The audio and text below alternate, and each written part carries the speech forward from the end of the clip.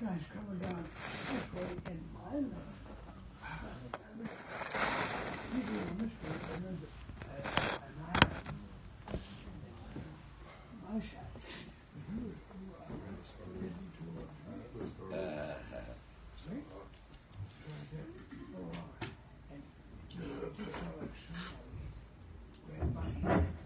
السلام عليكم ورحمة الله وبركاته.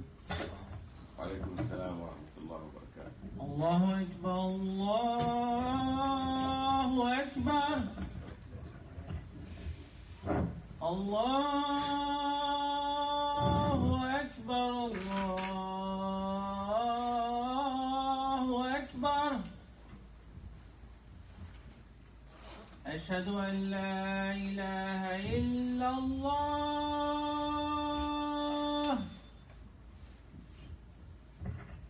أشهد أن لا إله إلا الله.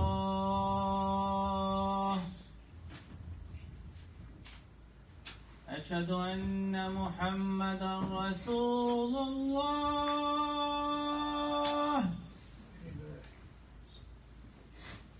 أشهد أن محمدا رسول الله.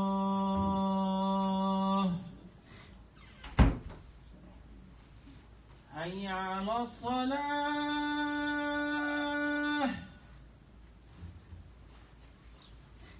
حي على الصلاة.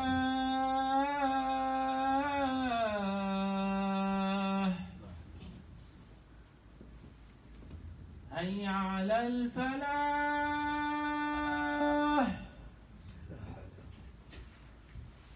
حي على الفلاح.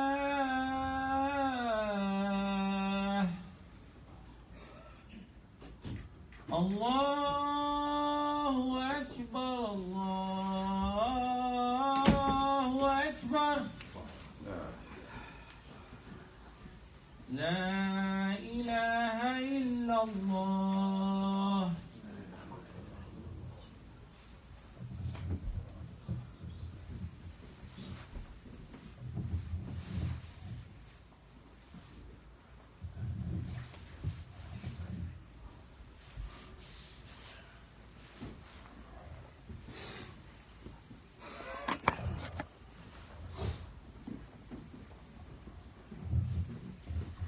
إن الحمد لله نحمده ونستعينه ونستغفره ونعوذ بالله من شرور أنفسنا وسيئات أعمالنا.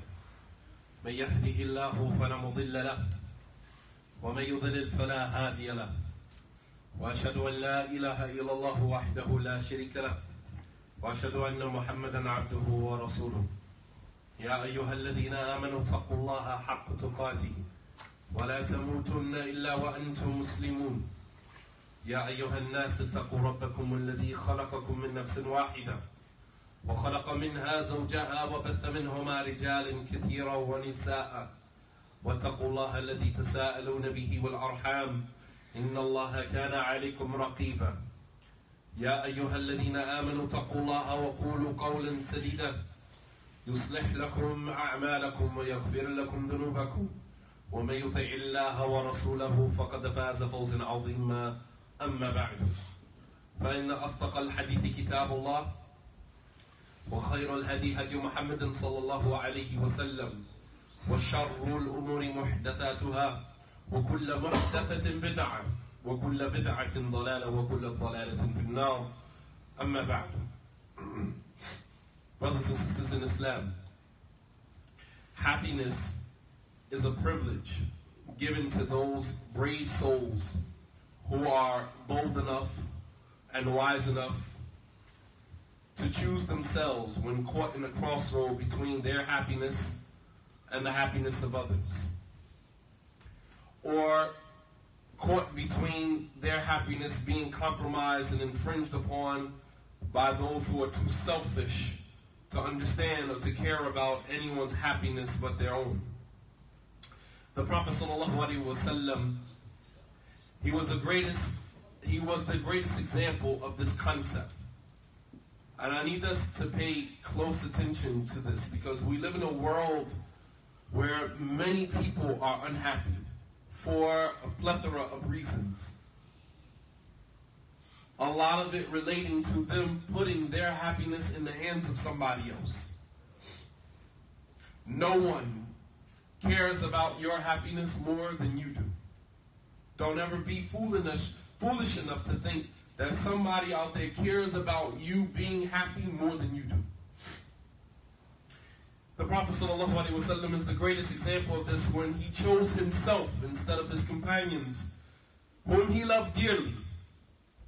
When Allah subhanahu wa ta'ala gave him the option to either remain in this world or to choose to depart from this world and move on into the next phase of his life.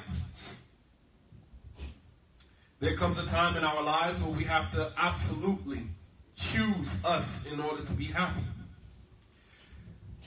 On the authority of Abu Sa'id al-Khudri radiallahu ta'ala anhu, who said, خطب رسول الله صلى الله عليه وسلم الناس. The Prophet صلى الله عليه وسلم gave an address to the people. وقال إن الله خير عبدا بين الدنيا وبين ما عنده فاختار ذلك العبد ما عند الله. He said, Abu Sa'id al-Khudri, he said that the Prophet صلى الله عليه وسلم خطب الناس, that he gave the people an address. And he said very indirectly, perhaps Allah will give a servant of his an option, a choice, to either choose to remain in this world or choose to depart from this world and move on to the next. He said, فَاخْتَارَ ذَلِكَ الْعَبْدُ مَا عِنْدَ اللَّهِ. He said, and perhaps this servant is going to choose to be with Allah subhanahu wa ta'ala. فَبَكَى أَبُو بَكْرَ رَضِيَ اللَّهُ عَنْهُ. And as Abu Bakr was sitting there, he began to cry profusely. Out of everybody, Abu Bakr began to cry. And it said that we turned around and we began to become amazed and astonished at the crying of Abu Bakr. He said, فَعَجَبْنَا لِبُكَائِهِ أَنْ يُخْبِرَ رَسُولُ اللَّهِ صَلَى اللَّهُ عَلَيْهِ وَسَلَّمْ عَنْ عَبْدٍ خِيِّرًا فكان رسول الله صلى الله عليه وسلم هو المخير وكان أبو بكر رضي الله عنه أعلمنا.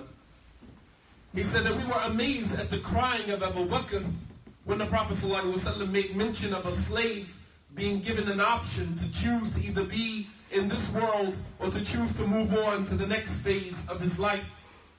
He said, and then we finally realized that who the Prophet صلى الله عليه وسلم was referring to was himself. And Abu Bakr radiallahu anhu was the most knowledgeable man from amongst us, because no one knew what the Prophet was talking about or who he was referring to other than Abu Bakr. The key, he was very smart, very intelligent. He picked up on things very quickly. He knew when the Prophet ﷺ made this comment, although indirectly, he knew that the Prophet was referring to himself. That the Prophet ﷺ was given an option to choose to either remain in this world. Listen to the implications of this. Allah gave him an option to choose to either be with Allah, move on to the next phase of your life in the grave, in the barzakh. And for prophets and messengers, obviously, it's a different experience than for the average individual. But Allah gave him an option to either choose to move on or to remain here in this world. And the Prophet ﷺ, he chose him. At that moment, he loved his companions more than anything and more than anyone. However, this was a time when he had to choose what was best for him. And this is something that we obviously don't understand, because we're given a plethora of choices in our lives. You can choose to move here, or choose to move there, or choose to stay where you are. Moving forward in life can only happen when you realize that you cannot stay where you are. As long as you have accepted the notion that you can stay where you are, you will never move forward in life. The start of your journey to move forward in life, in any sphere, in any realm, starts with you realizing that you cannot stay where you are. Whether in your marriage, whether in your relationships, whether in your employment, in your jobs, whether in your business, it doesn't matter. You realize that I cannot stay here. And once you accept that, your journey has just begun. But the Prophet ﷺ was given an option to choose, and he chose him. He could have chosen to remain in the world with his companions. He could have chosen to stay. if God gave us an option right now to stay with our children and our families in this world, or to move on to the next phase of our lives, how would we choose? And why would we make that choice? We have to think about the decisions that we make on a daily basis that places our happiness in the hands of other people who don't care about our happiness. Every day. Whether it's to stay at a particular job, you stay there knowing that you're miserable, but yet you will not move in another direction. You will not choose what is best for you and leave the rest to Allah subhanahu wa ta'ala. We can't do it.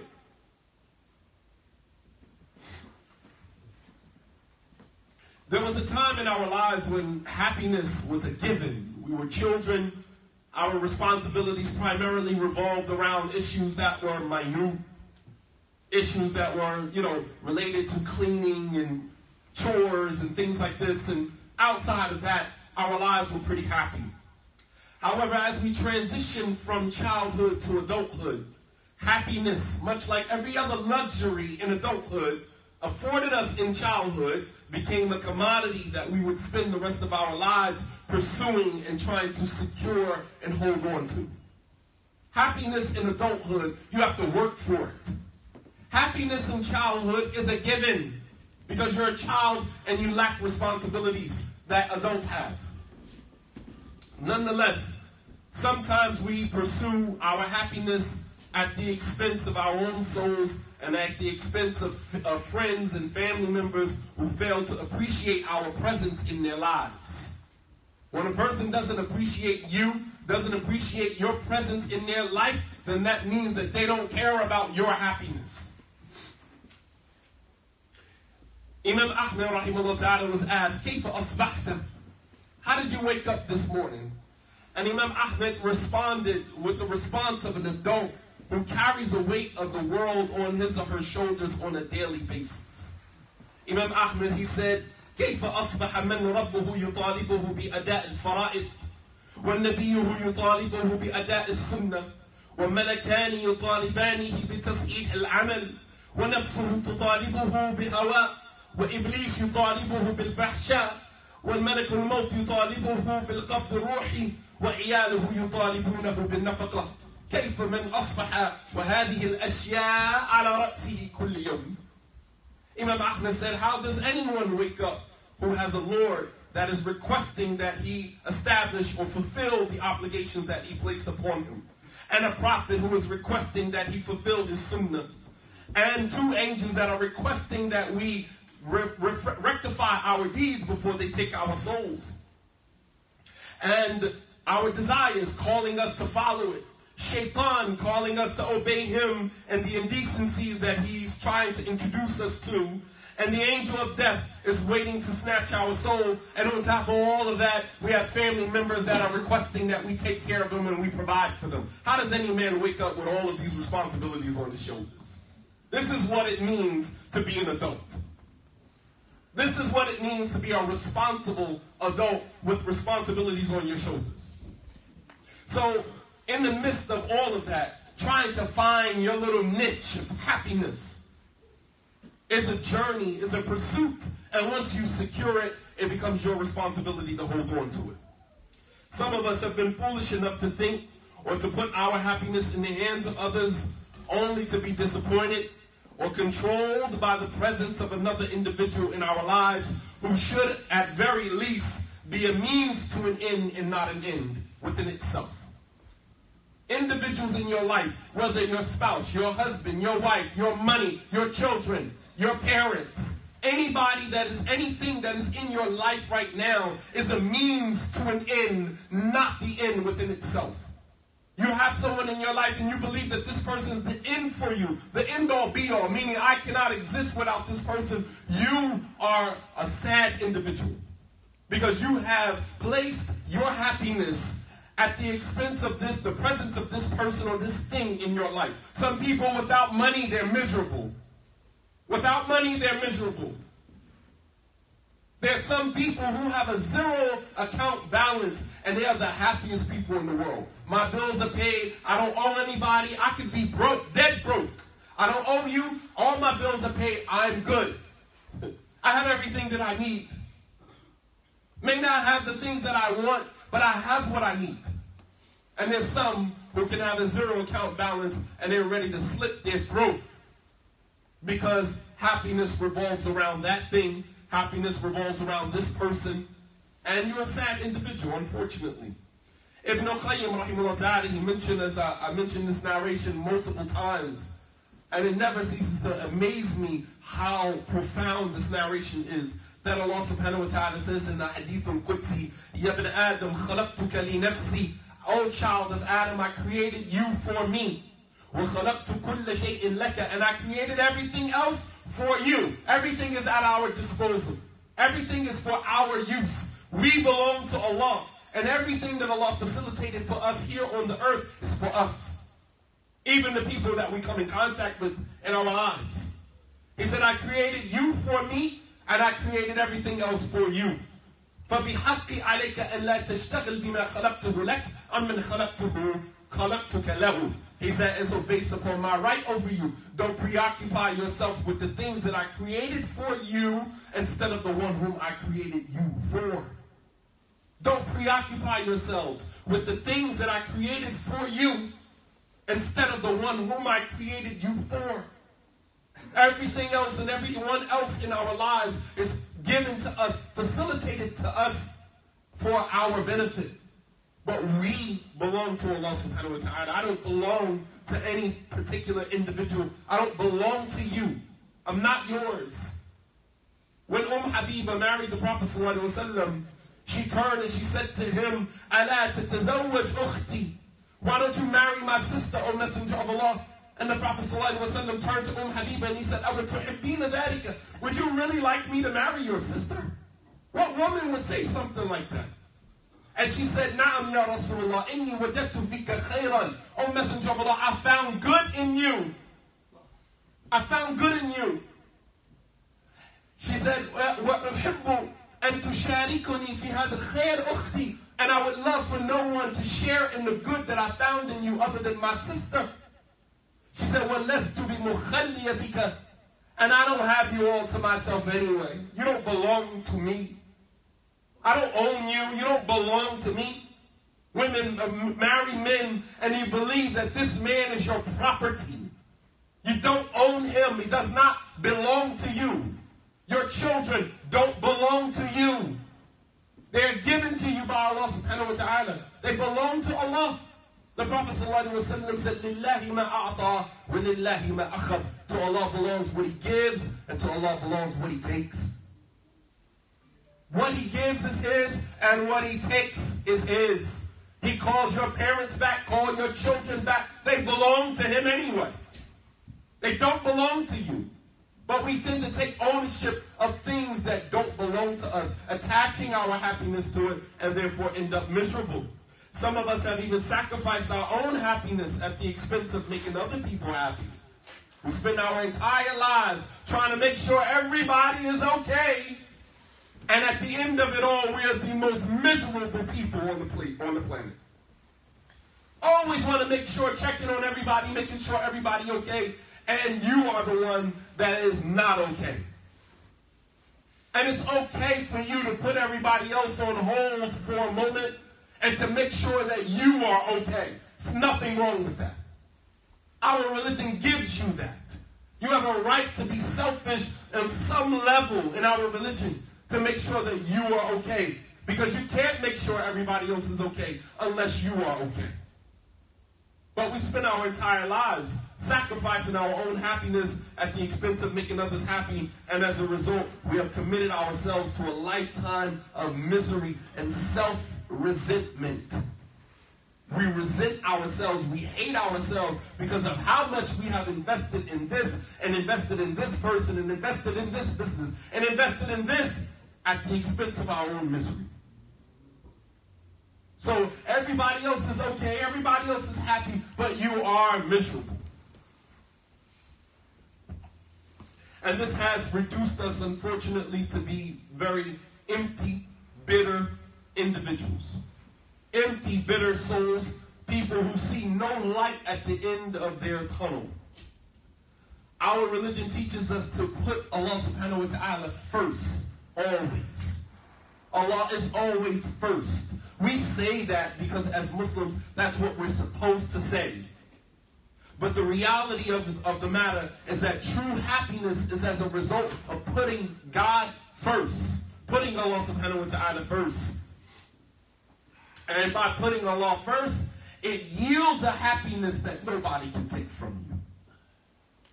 Ibn Taymiyyah, rahimahullah ta'ala, who died in prison, who was in prison, and he said, Inna jannati wa bustani fi qalbi. He said, my paradise, my Jannah is in my heart. فَأَيْنَمَا أَذْهَبْ فَهِيَ مَعِي. No matter where I go, my paradise is with me. Nobody can take that from me. This is an internal happiness, an internal serenity and peace that he found in the confines of a prison cell, where here we are in the free world, prisoners. Here he is in prison, free. And here we are in the free world, prisoners, captives of our own self-resentment. Captives of our own self-resentment. He said, Inna jannati wa bustani fi qalbi. My Jannah, my paradise is in my heart. فَأَيْنَمَا ذَهَبْتُ فَهِيَ مَعِي. No matter where I go, my Jannah is with me. He said, Inna fi dunya la jannatun man la yadkhulha la yadkhul jannah fil akhirah. He said, in this world, in this life, in this world, there's a paradise. There's a Jannah that he who does not enter into it in this life will not enter into it in the hereafter. The paradise that he is referring to is your faith in Allah subhanahu wa ta'ala. Your belief in Allah subhanahu wa ta'ala. That is what liberates you from the shackles of everything that we see here in the world. People are prisoners to their own self-resentment. Prisoners to their own jobs. Prisoners. You ever see a person can't go anywhere because he got to work. The janazah tomorrow. Oh, I got to work. The Eid prayers tomorrow. Oh, I got to work. I got to work. That's your excuse for everything. Child has a dentist appointment. I have to work. Wife's anniversary. Your anniversary. I have to work. Prisoner, slave to your employment.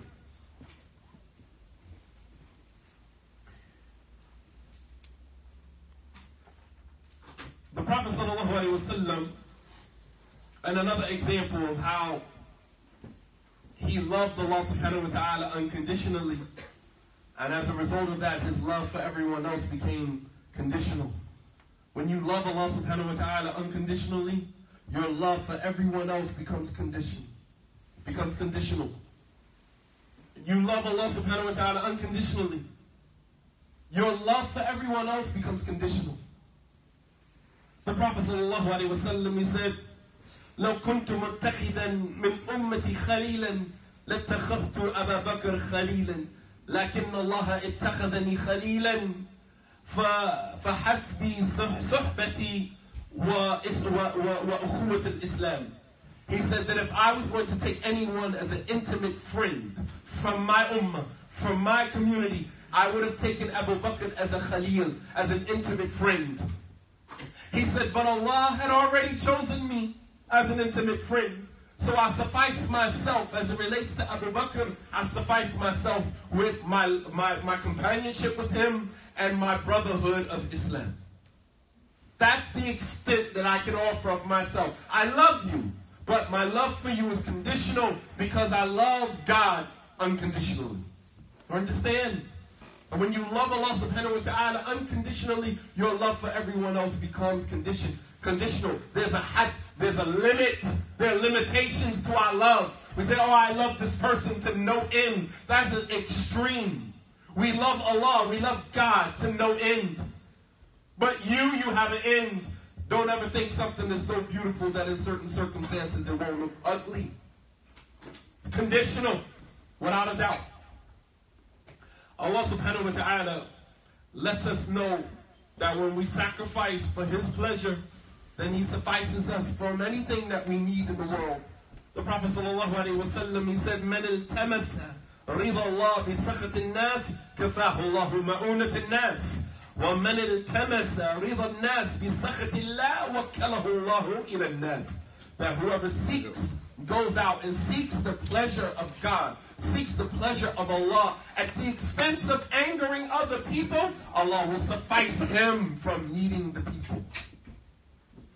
You don't need the people. And in this world, this internet age, where many of our children are looking for likes and reposts and retweets from absolute strangers, you have 2 million followers. Good for you. How many of those 2 million followers are going to show up at your funeral? They'll delete your page and they'll go and find someone else to follow, because that's what followers do. They always look for someone else to follow. That's why they are followers. And we pride ourselves on having this amount of followers on this site or that site. And we pride ourselves on that. And these are absolute strangers. Don't know you from a can of spray paint. And could care less if you die tomorrow. But we put so much emphasis on it. He said that whoever seeks the pleasure of Allah at the expense of angering people, Allah will suffice him from needing people. You will never need people, because you seek to please Allah subhanahu wa ta'ala. And obviously in seeking to pleasing Allah, you are obviously going to anger some people. Some people can't understand why you don't want to go to a club, why you don't want to drink, why you're not promiscuous, why you don't want to have, intercourse. Why? And they're angry and upset at you because you refuse to compromise your principles and your values. Because Allah subhanahu wa ta'ala, your happiness lies in pleasing Allah. And Allah will suffice your happiness. You will need the happiness that is connected to having other people in your life. You will need the happiness that is connected with having the attention of other people.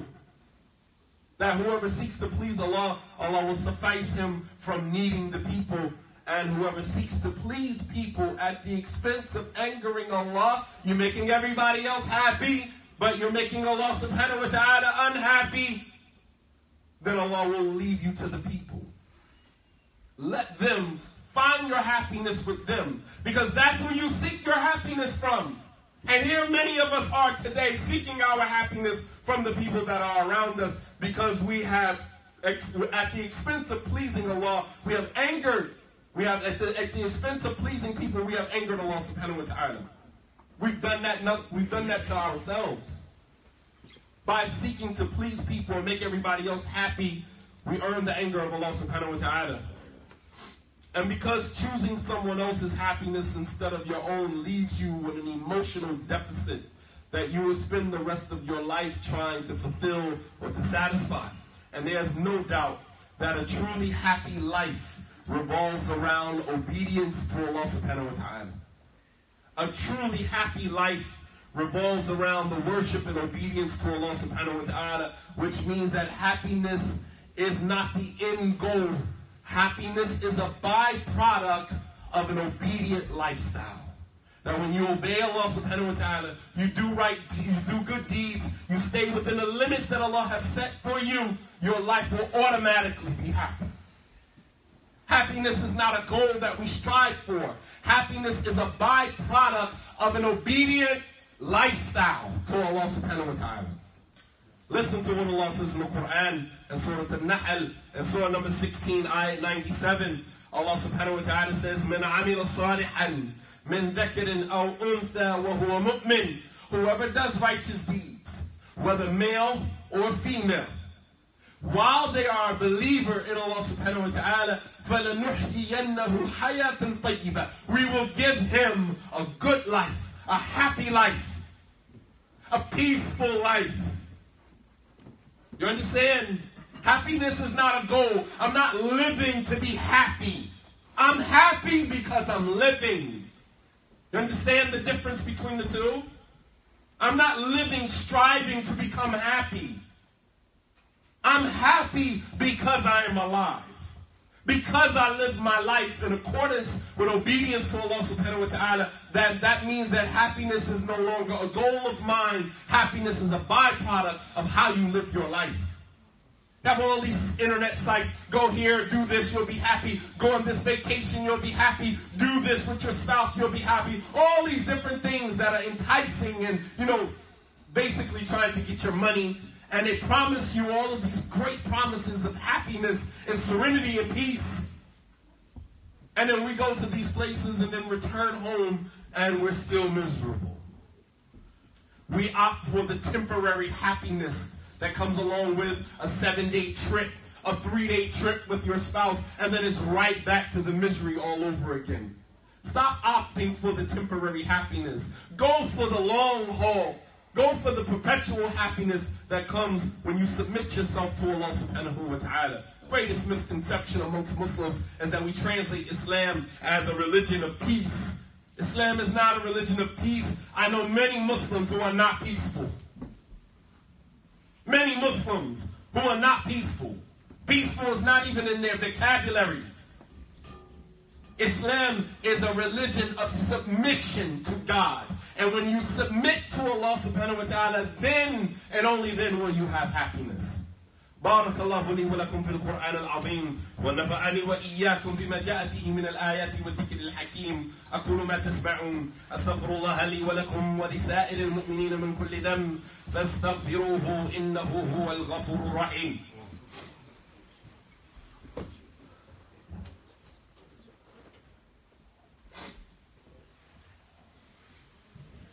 الحمد لله الذي أرسل رسوله بالهدى ودين الحق ليظهره على الدين كله وكفى بالله شهيدا وأشهد أن لا إله إلا الله وحده لا شريك له إقرارا به وتوحيدا وأشهد أن محمدا عبده ورسوله سراجا منيرا أما بعد.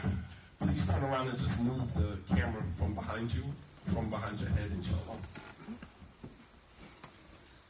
Although there are many elements that have undoubtedly compromised our happiness, one of such things is pessimism. And I want you guys to listen to me.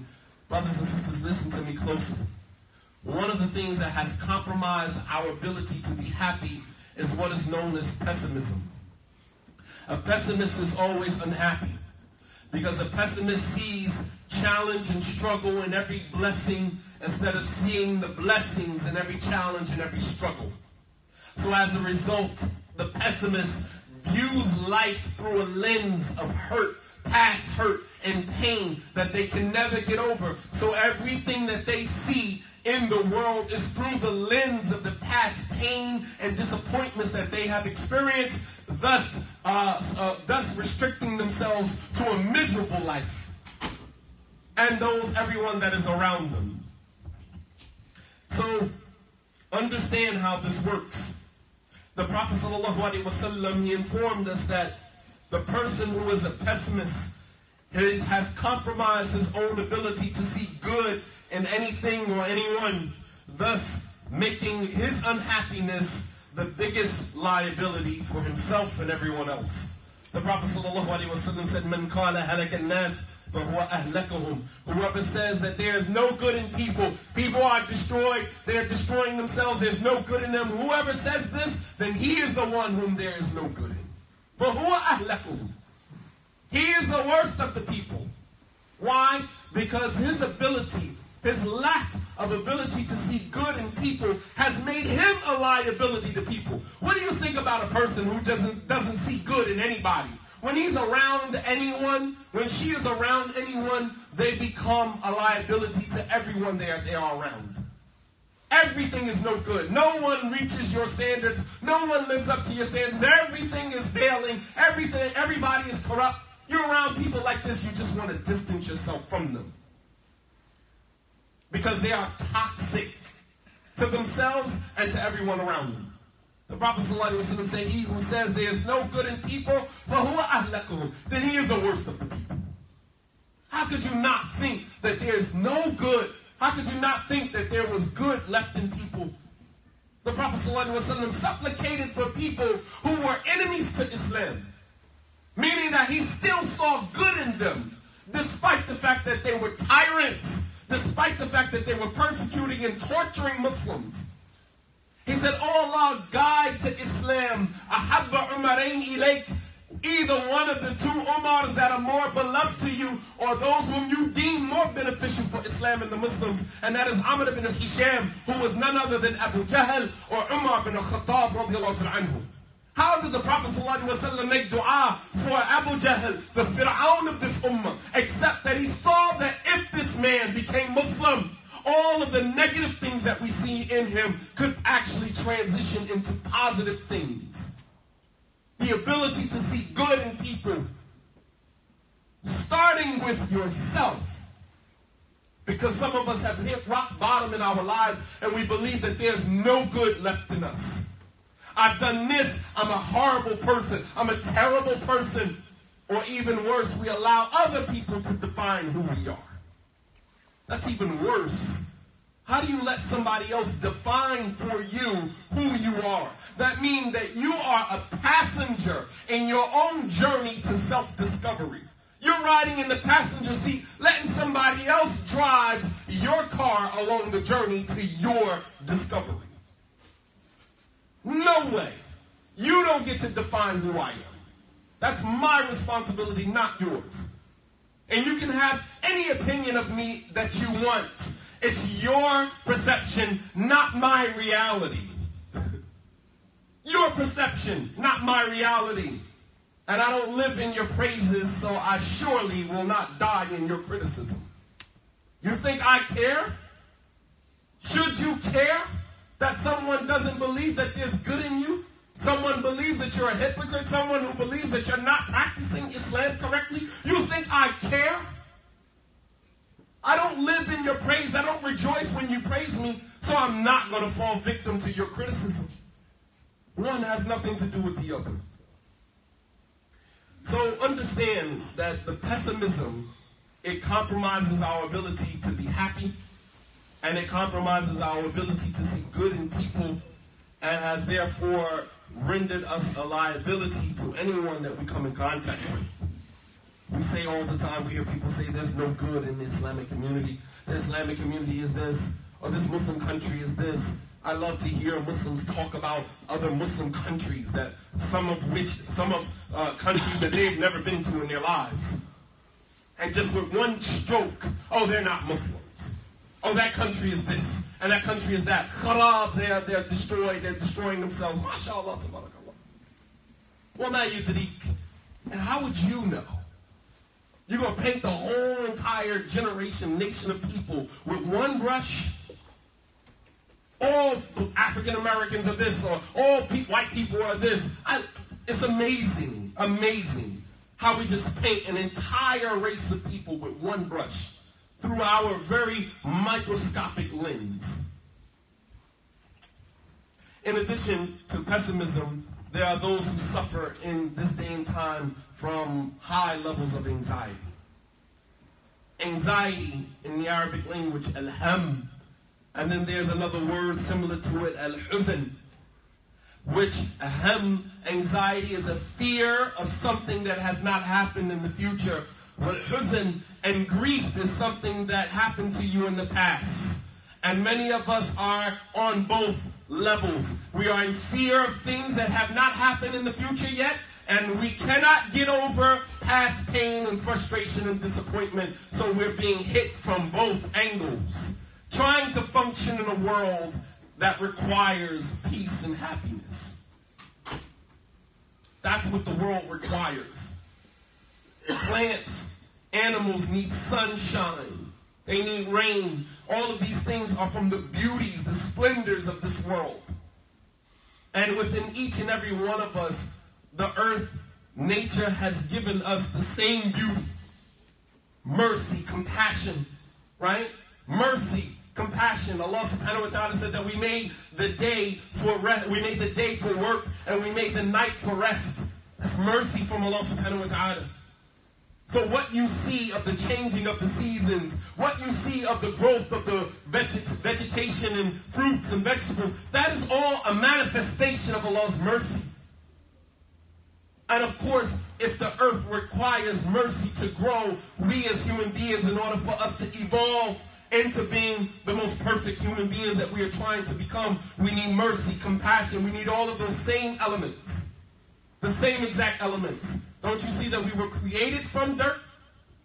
Allah told the angel to go and get different portions of dirt from the earth and molded Adam with his own 2 hands. We are from the earth. The same elements that the earth requires to be nurtured and requires in order for it to be fertile are the same elements that we require as human beings in order to be fertile, in order to be nurtured, in order to grow.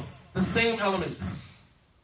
But anxiety, those who find themselves in constant fear about the future or a past experience that has infringed on our ability to be happy. I'm going to end with a hadith that the Prophet ﷺ, actually 2 hadith that will help us navigate through whatever anxieties and fears that we're experiencing today. One, the Prophet ﷺ said, "Man asbaha minkum aminan fi sirbihi, mu'afan fi jasadihi, wa indahu quta yawmihi, faka'annama hizat lahu ad-dunya." The Prophet ﷺ said, whoever wakes up from amongst you, man asbaha minkum, whoever from amongst you wakes up in the morning, aminan fi sirbihi, finds that his family is healthy. Everybody's still alive. Your children are still healthy. Everybody is, secure in your property. Aminan fi sirbihi. Mu'afan fi jasadihi, you find that your body is still healthy. You got up, you put your 2 feet on the floor, you opened your 2 eyes. Every morning that you wake up, Allah has given you 2 blessings. The ability to open your eyes and see what is in front of you.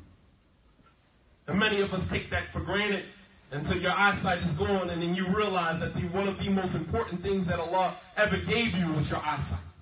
Something that we take for granted. Those of us who have failing eyesights, who wear contact lenses, or who wear glasses, and we can't see that good at night, or we have to hold something close up, you understand the value of eyesight. Whoever wakes up in the morning and is secure in his property and his family, mu'afan fi jasadihi, he finds that his body is still healthy, wa indahu quta yawmihi, and he has his food for today. فَكَأَنَّمَا حِيزَتْ لَهُ الدُّنْيَا. It's as if he has been gifted the entire world. As if you have been gifted the entire world. You have the entire world in your hand. You wake up in the morning, nobody broke into your house and stole anything from you. Your children are still healthy. Your body, you're still healthy. You have your food for today. You don't know when your food for tomorrow, meaning we should not fear about tomorrow. Don't worry about tomorrow. When tomorrow gets here, then worry. Right now, you focus on what you have in front of you. Then it's as if you have been given the whole world. The last narration. دخل النبي صلى الله عليه وسلم ذات يوم المسجد فإذا هو برجل من الأنصار يقال له أبو أمامة جالسا فيه فقال له النبي صلى الله عليه وسلم يا أبا أمامة ما لي أراك جالسا في المسجد في غير وقت الصلاة. The Prophet sallallahu alaihi wasallam, he entered the masjid one day and he saw a young man from the Ansar by the name of Abu Umama sitting in the masjid all by himself, just sitting there. And the Prophet sallallahu alaihi wasallam walked over to him and he said, "Oh Abu Umama, why do I see you sitting in the masjid when it is not time for salah? It's not time for prayer. Why are you here in the masjid?" And Abu Umama turned to the Prophet ﷺ and he said, "Humum, Ya Rasulullah, lazimatni. What do you? O Messenger of Allah, I have been overcome with anxiety. I have been overcome with anxiety. And I have some debts that weigh heavy on my shoulders. I'm in debt. And there's nothing that creates fear and anxiety in our lives greater than debt. Owing someone is probably the worst burden that can be placed upon an individual. To have someone else control your destiny because you owe them. The Prophet ﷺ, he said to him, أَلَا أُعَلِّمُكَ كَلَامًا إِذَا قُلْتَهُ أَذْهَبَ اللَّهُ سبحانه وتعالى هَمَّكَ وَقَضَى عَنْكَ دَيْنَكَ. He says, shall I not teach you a few words? And if you utter these words, Allah subhanahu wa ta'ala will remove your anxiety. And He will settle your debts for you. Settle your debts and remove your anxiety. Whatever fears you have about the future, Allah subhanahu wa ta'ala will remove all of it. So Abu Umama, he said to the Prophet sallallahu alaihi wasallam, Bala ya Rasulullah, of course, O Messenger of Allah. And the Prophet sallallahu alaihi wasallam said to him, Ida asbahta aw amsayta, when you go to sleep or when you wake up in the morning, you should say, فَقُلْ Allahumma inni a'udhu bika min al-hammi wal-huzni. Oh Allah, I seek refuge with you from anxiety and grief. Fear of the future and fear of something that happened to you in the past. Don't tell me our religion is not perfect. It covers everything. Everything. These are things that people go to a doctor and pay to get a prescription filled, and popping pills, taking medication to satisfy this anxieties that they are experiencing. And we have in our religion the remedy. And the remedy for anxiety and fear in our religion is putting it all in the hands of God. Realizing that if something is waiting for you in the future, you have no control over it. You put it in the hands of the one who manages the affairs, al-mudabbir al-umur, subhanahu wa ta'ala. Allah is the one that manages the affairs of His servants based upon what He knows is best for us. وَأُفَوِّضُ أَمْرِي إِلَى اللَّهِ. And you put your affairs in the hands of Allah subhanahu wa ta'ala. Some things we have no control over. That is this first world privilege that we have been given living here in America. We have the illusion that we are in control. And this is where our anxiety, our fears, this is where it all comes from. The modern technological advances that we have at our beck, right in our hands. We believe that with a push of a button, we can control everything. Until the reality sets in that you can't control anything. You can't control. We say, I'm going to work tomorrow. Inshallah, I'll see you at work tomorrow. And then you wake up in the morning, your throat is swollen, you can't move. You ain't going nowhere. You realize you are not in control. He said that you say, Allahumma inni a'udhu bika min al-hammi wal-huzni, that, oh Allah, I seek refuge with you from anxiety and from grief. Wa a'udhu bika min al-ajzi wal-kasali, and I seek refuge with you from incompetence and laziness. وَأَعُوذُ بِكَ مِنَ الْبُخْلِ وَالْجُبْنِ, and I seek refuge with you from stinginess and cowardice. Being a coward. It's another form of fear, and it's another prison that people put themselves in. وَأَعُوذُ بِكَ مِنَ غَلَبَةِ الدَّيْنِ وَقَهْرِ الرِّجَالِ, and I seek refuge with you from being overwhelmed with debt, and for having men having authority over me. That within itself requires a whole nother lecture. To have another man have authority over you, that means that in Islam, as a man, you should be independent, in control of your life, your resources, your wealth, your family. Whereas we live in a society that offers you housing, that offers you Section 8, that offers you welfare, that offers you a stipend for food every month, that offers you all of these different things, and you feel less than a man. Because you have placed all of the responsibilities that God has put on you on a system. Figure that out. A system that is designed to break you down bit by bit, shay'in for shay'in, until there's nothing left of you. Every moment you step foot out of your house, you are in fear. Because all of your resources are connected to a system that controls you as a man. So busy trying to go to college and get a PhD and get all these different degrees and letters to go back and work for a system instead of creating your own. Creating your own agency. Creating your own entity. Becoming an entrepreneur. The greatest thing that has been stolen from us as a society.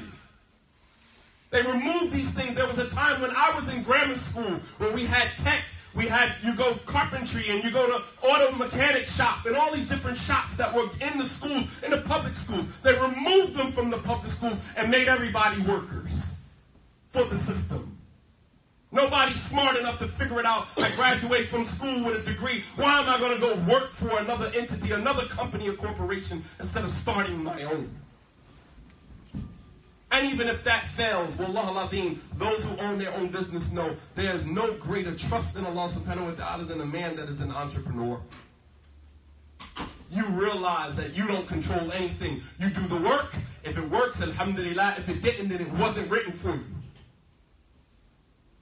But we put our trust in this illusion of control by going to work, punching a clock every single day, and we know at the end of the week I have a check coming. And it is that has stopped us from tapping into that entrepreneurial spirit that many of us have. That illusion of comfort. When in fact of the matter is that many of us are only one paycheck away from being broke. One paycheck away from being broke.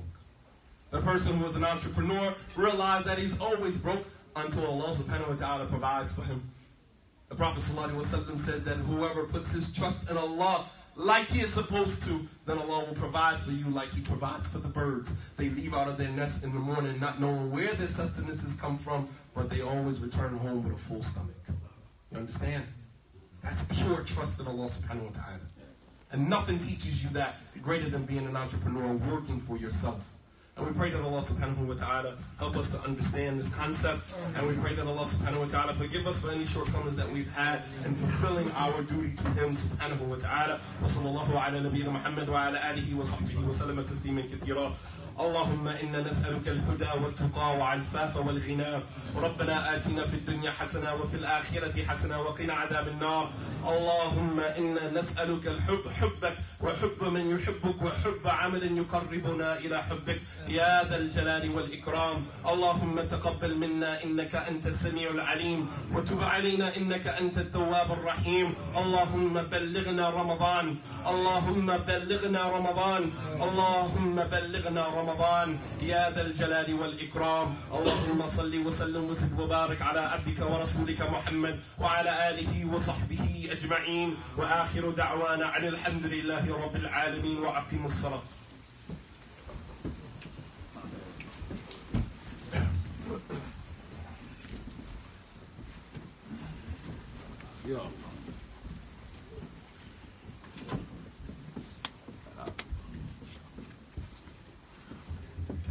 As we're lining up for the salat, inshallah, one of our brothers here today, his daughter is in the hospital.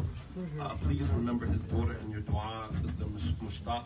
Please remember her in your dua, inshallah, as we go into sujood, and to ask Allah subhanahu wa ta'ala to restore her health to her, and to restore health to all of, those who are sick from amongst our ummah, inshallah. Allahu Akbar.